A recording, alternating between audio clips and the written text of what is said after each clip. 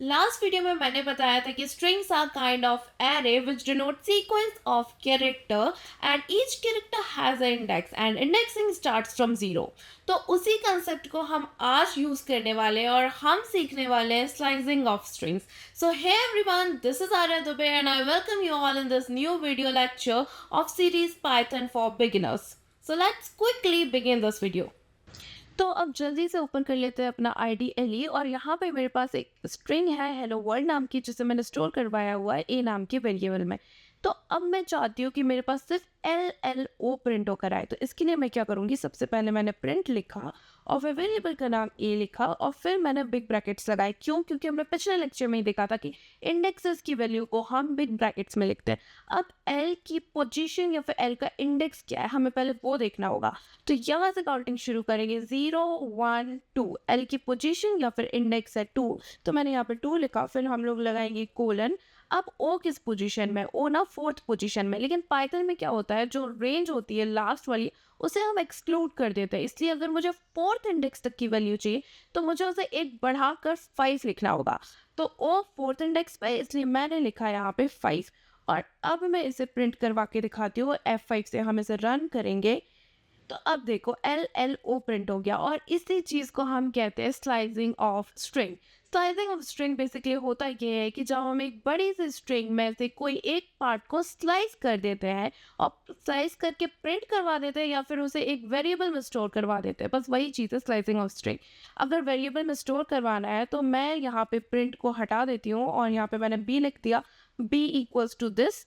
और फिर मैं प्रिंट करवाऊंगी ए की जगह, अब मैंने बी को प्रिंट करवाया है तो बी की वैल्यू भी LL हो गया। तो बस यही कॉन्सेप्ट है स्लाइसिंग ऑफ स्ट्रिंग का।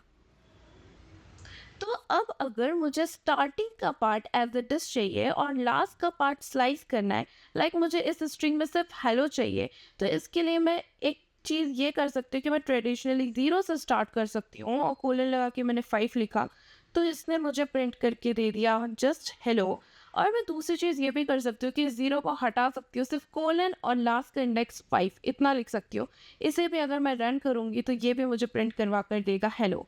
वैसे ही सिमिलरली अगर मुझे स्टार्टिंग का पार्ट नहीं चाहिए, एंड का पार्ट एज इट इज चाहिए, लाइक स्टार्टिंग में हो रहा है स्लाइसिंग, एंड में बिल्कुल कोई स्लाइसिंग नहीं हो रही है, तो इसके लिए मैं सिर्फ स्टार्टिंग की रेंज दे सकती हूँ। जैसे कि मुझे वर्ल्ड बस प्रिंट करवाना है तो उसकी रेंज होगी 6 और कोलन, और इसके बाद मैंने छोड़ दिया, मुझे काउंट करने की कोई ज़रूरत नहीं है। और फिर मैंने रन करवाया तो ये प्रिंट कर दिया वर्ल्ड। तो अब हम एक नया कंसेप्ट देखते हैं नेगेटिव स्लाइसिंग का। तो जैसे पॉजिटिव इंडेक्स होता है वैसे ही नेगेटिव इंडेक्स भी होता है। तो जब हमें नेगेटिव इंडेक्स देखना होता है तो हमें पीछे से काउंटिंग शुरू करनी है। तो हेलो वर्ड में ये काउंटिंग शुरू होगी D से, और ये काउंटिंग 0 से नहीं बल्कि -1 से शुरू होगी। ये बहुत ध्यान रखने वाली कि अगर आप स्टार्टिंग से पॉजिटिव इंडेक्स देख रहे हो तो काउंटिंग 0 से शुरू होगी, वहीं अगर आप पीछे से एंड से नेगेटिव इंडेक्स देख रहे हो तो काउंटिंग 0 से नहीं बल्कि -1 से शुरू होगी। अब ऐसा क्यों, 0 से काउंटिंग क्यों नहीं कर रहे हम? तो इसके लिए बस एक सिंपल सी मैथ्स है कि 0 is neither positive nor negative. तो इस कारण से इंटरप्रेटर को बताना ये काफ़ी मुश्किल हो जाएगा कि 0 आए तो कहाँ से उसे काउंट करना शुरू करना है। इसलिए हमें इंटरप्रेटर को पहले से डिफाइन किया गया है कि 0 आएगा तो काउंटिंग पॉजिटिव होगी और वो स्टार्टिंग से शुरू होगी। तो अब हम इसी चीज़ को प्रैक्टिकल देखते हैं। तो यहाँ पे मैंने वही स्ट्रिंग लिया, वही वेरिएबल, प्रिंट में मैं रैंडमली लिख देती हूँ -5 कोलन -2। तो अब क्या होगा, -5 ये एंड से हम काउंट करना शुरू करेंगे तो ये -1 2 3 4 5।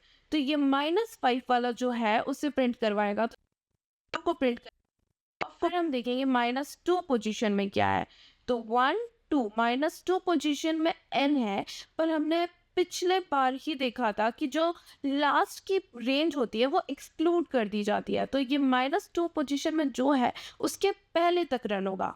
दैट मीन्स ये WOR प्रिंट करवाएगा। इससे हम F5 से रन करते हैं और फिर देखते हैं, यस इसने WOR प्रिंट करवाया।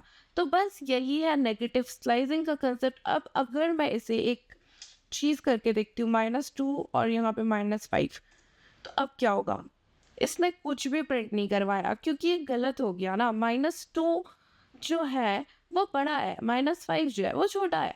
तो इसमें भी एक नॉर्मल सी मैथ्स का यूज़ हुआ है। तो बस यही था नेगेटिव स्लाइसिंग का concept. So that's it for this video guys. इस वीडियो में हमने देखा positive and negative slicing of string. Next video में हम वापस मिलते हैं स्ट्रिंग के कंसेप्ट के साथ और अब हम देखेंगे कॉनकैटिनेशन ऑफ स्ट्रिंग और भी बहुत कुछ बस स्ट्रिंग से related. So thank you so much for watching. Bye bye.